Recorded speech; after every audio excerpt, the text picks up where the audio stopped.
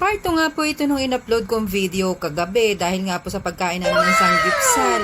Talaga namang mapapa-analyze ka dito dahil 199 lang.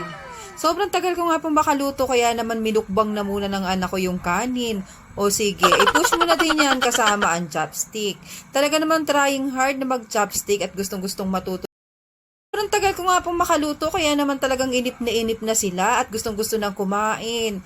Ikaw ba naman nasunduin ng 6 PM sa school? Ewan ko lang kung hindi ka magutom.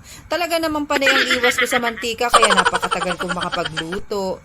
Ikaw kaya ang iwanan ng bakas ng kahapon? Ewan ko lang kung hindi ka madala. Dahil nga nakamarks pa ang sakit at pilat ng iniukit ng aking mantika sa pagluluto.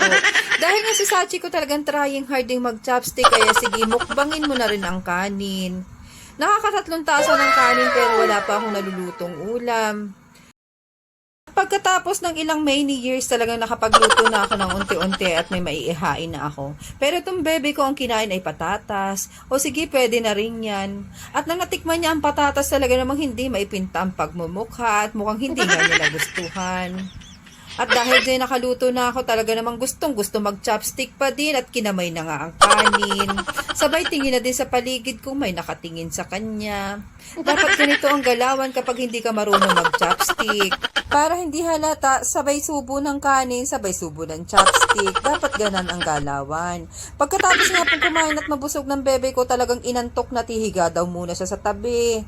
Nagyaya na nga po siyang umuwi, hindi pa kami nakakakain. Walang utang na loob na bata pagkatapos kong ipagluto. Yung tipong walang pakialam sa kasama, basta't siya'y busog na. Ayun lang muna for today's video at maraming salamat po sa panonood ninyo.